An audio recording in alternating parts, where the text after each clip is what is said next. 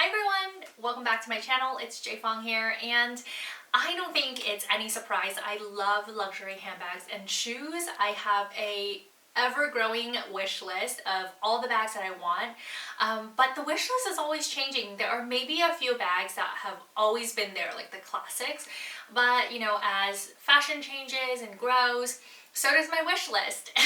But that also means that I have to be very diligent in figuring out what works and what doesn't work for me, and doing a spring cleaning of my wardrobe every now and then. So today I wanted this to be sort of a love note to all the bags I've loved before, so all the bags that I've purchased in the past, and share some of those with you guys. So let's get right into it. So all the bags that I'm going to be sharing with you today are unfortunately bags I no longer have in my collection, but these are bags that were well loved, that I really loved at one point in time, and I still think are sound investments. So the first bag is the Louis Vuitton Eva Clutch. Now, I don't actually think they make this specific style anymore, and if they do, they've definitely made updates to it.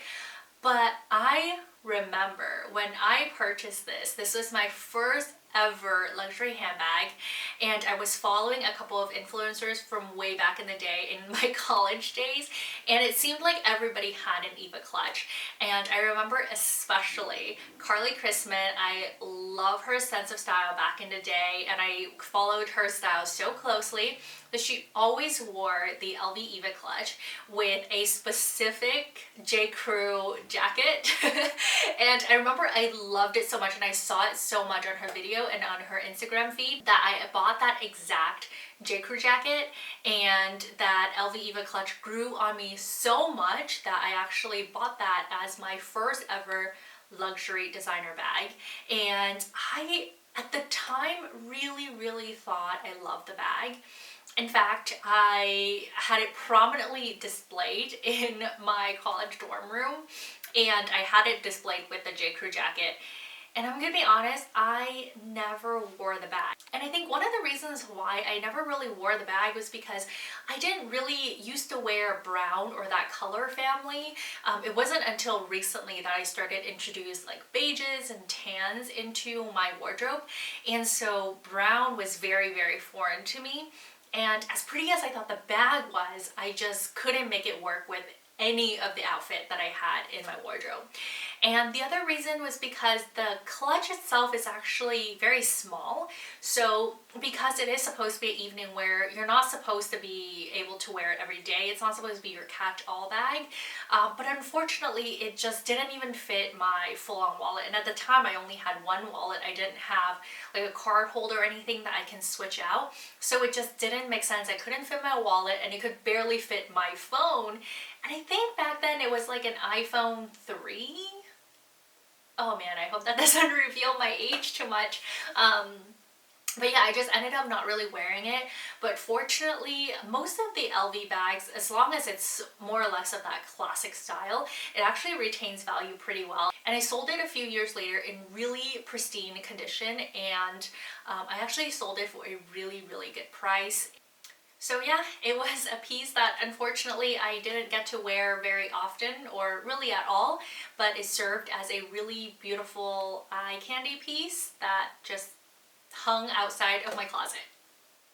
So the next piece is the Prada Saffiano tote, and boy do I have a story about that one.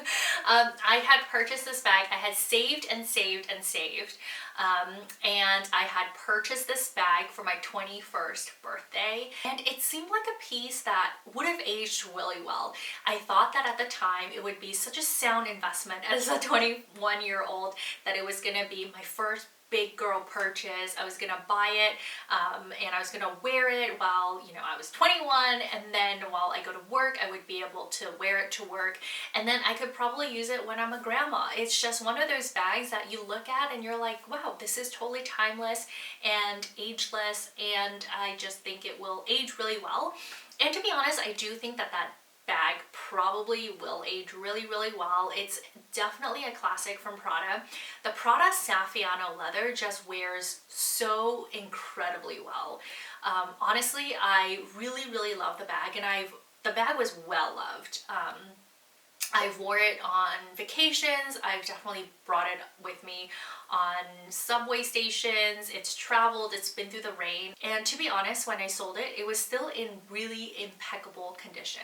The bag was another one of those bags that just sits on my shelf that every time I think about it, I go, I think I should wear it. But I just really end up not using it. And I think when I finally decided to sell it was because I just hadn't touched it for 2 or 3 years. And as much as I had wanted this bag to be my first big girl purchase and that I would have until I'm 70, it just wasn't a bag that I reached for at all, and just made so much more sense to go to another home that it will be much more well loved.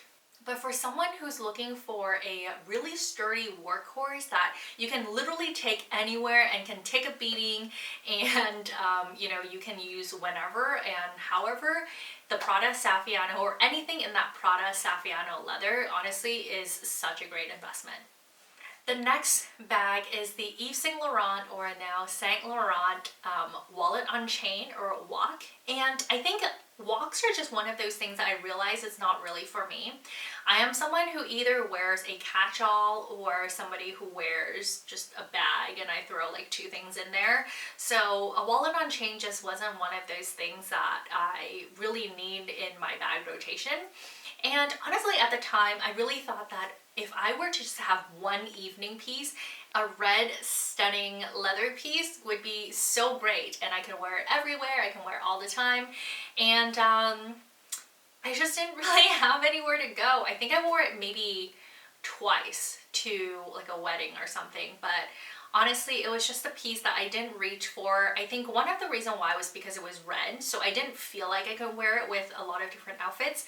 And I just didn't have enough formal occasions where I wanted to wear that wallet on chain, and I just didn't want to wear something like that on my day-to-day.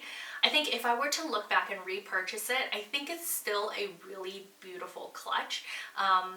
But I would definitely purchase it in maybe a black on gold or a black on silver, because it is still a very wearable bag. You can put all your cards in there, you can still put your phone in there, and it just acts as a really great everyday wallet on chain.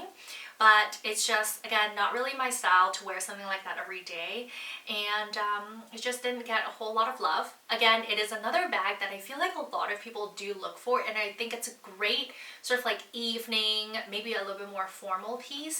And so when I had sold it, I had sold it for not a huge loss either. And I think the next bag is going to surprise you guys a little bit, is the Speedy 25.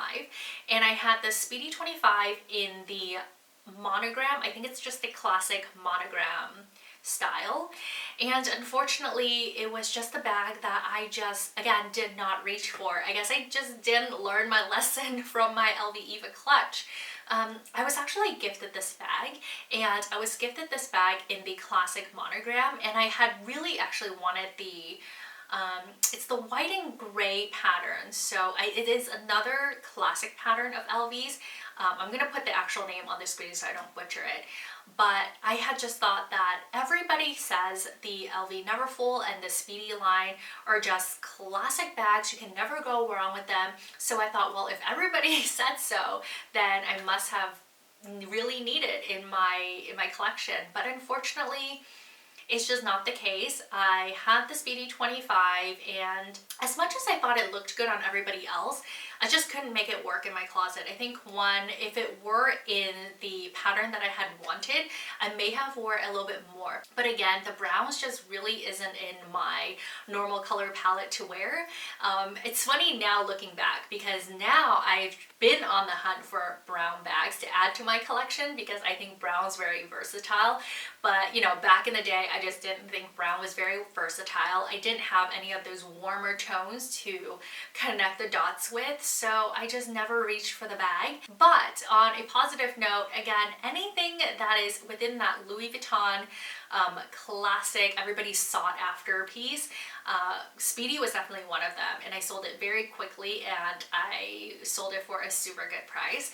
So honestly, what I have learned is that even though the bags might work for other people, and even though it might be a good entry level handbag or a good sort of like classic style that a lot of people like, it might not work for you. So yeah, it's just another LV bag that didn't really end up working for me. And you know, I don't know what it is. I'm not sure if it's the overdone LV pattern or if it's the color, or maybe it's a mix of the two. And whenever I see just really popular LV pieces online, I go, I think that looks really good. I think it looks great on other people, like the Pochette Matisse that a lot of people had. And unfortunately, I've tried it on and it's just not a piece for me. And a part of it might be the color, a part of it might be just its overdone logos. But what I have learned is that if it's a piece that is not for you, don't force it on yourself, because ultimately you're the one who's going to be investing a bunch of money into a handbag, and if you're not going to wear it, then no matter how good of an investment it might be, you're just not going to use it. And the last piece that I wanted to talk about is the Yves Saint Laurent Bow Monogram bag. And I so love this bag when I first purchased it. Again, it was another one of those bags that I thought was going to be my forever bag. It's just so classic. The black on gold on the YSL like gold logo just looked so good. Unfortunately, it was just a very, very heavy bag, and it came with a very thin strap. So if I were to load a bunch of stuff into the bag, because it is a huge satchel, you want to put a bunch of stuff in there and it's just going to be way too heavy, and the strap just didn't support that. And over time, I've just bought other bags that sort of took its place. And like the Prada bag, it just was another one of those handbags that sat on my closet, and every time I look at it, I tell myself I need to make a point to wear it, and I just don't end up wearing it. So unfortunately, I also had to sell that one. It wasn't a highly sought after model anymore, and I think through, you know, the past few years, the smaller bags are definitely a lot more trendy. So when I was trying to sell such a big bag, it ended up not doing super well price-wise, and I think I've learned my lesson. I think those bags though were still very well loved. Even though I had let it go for a lesser price, it would still be better to invest into something that I knew I was going to use than to have it sit on my closet and never really be used again. So I have two notable mentions here. They're not like super high-end purses, but I think these two were pretty popular. So the first one is the Michael Kors Selma bag. I had I believe it's the small size. It's great crossbody, and honestly, that bag was such a great everyday bag for me for a while. I think it's super versatile, and it's honestly great quality, and it is very similar to the Prada Saffiano leather, where it's honestly super hard wearing. You can throw it across the room, it can go through the rain, and it just wears really well. Unfortunately, it was also another one of those bags that just sort of sat on this shelf after I purchased a bunch of other handbags, so it didn't see a whole lot of love, so I ended up letting that go as well. The next bag in the notable mention is also the last bag that I'll be talking about today. It's the Strathberry Nano Tote in the color Ruby. And I had really fallen in love with the Strathberry brand. I think that it just is a brand that has really great quality. I was so happy when they made its way into Saks. And it is just a bag that it's super gorgeous, and I love the metal rod that they have added to their totes. I just really fell in love with their design. I think it adds a little bit of edginess, but it still kept the bag so clean and so chic, and it was just such a cute bag. I knew I really wanted it in my wardrobe. I had purchased it in the ruby because it was another one of those colors that was just all over Instagram, and I think it Instagrammed so well. But again, I think I should learn my lesson that I just don't wear pop of colors. Like, red is just not my pop of color to wear. I think if I were to find a pop of color, maybe blue or something, but I just should learn my lesson. Red is not my pop of color to purchase. It was a really pretty bag, but just again, I think I just didn't reach for anything that was red. I didn't really know how to add it to my wardrobe, so I ended up really not wearing it, even though it was such a cute bag. The quality is really good. Honestly, the hardware wore really well, and it was such a shame to let it go.